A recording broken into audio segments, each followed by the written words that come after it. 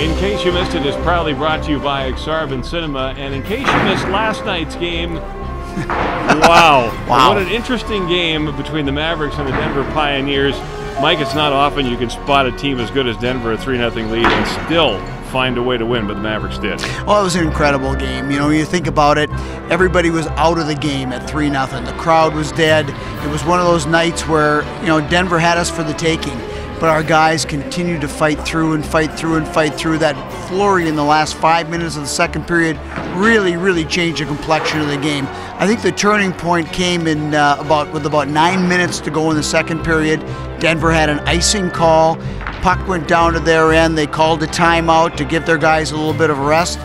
Our line of Polk, Lane, and Gallo went out there and grounded out for about 40 seconds in their zone, beat them in every aspect of the game, and that changed the whole momentum. We still didn't score right away, but all of a sudden the games took on a different complexity and our team really took to them.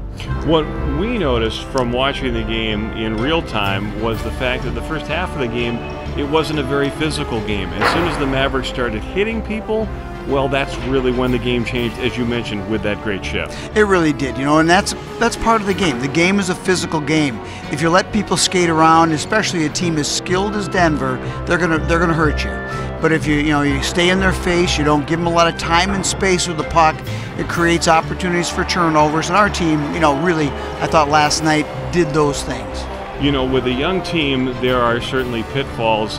There can also be virtues too, and this team, as young as it is, just doesn't ever seem to think that it's out of any games. Well, and that's an incredible part of it. You know, youth and inexperience quite often can be one of those things that's a wonderful thing because you don't know what you don't know, and that's kind of the way this team plays. And you saw it again last night. They found a way to come back, get it close it out, and win basically on grit and gut. Well, your young guys did a lot of good work last night. You got a goal and 2 assists from Avery Peterson. You got a goal from David Pope that tied it.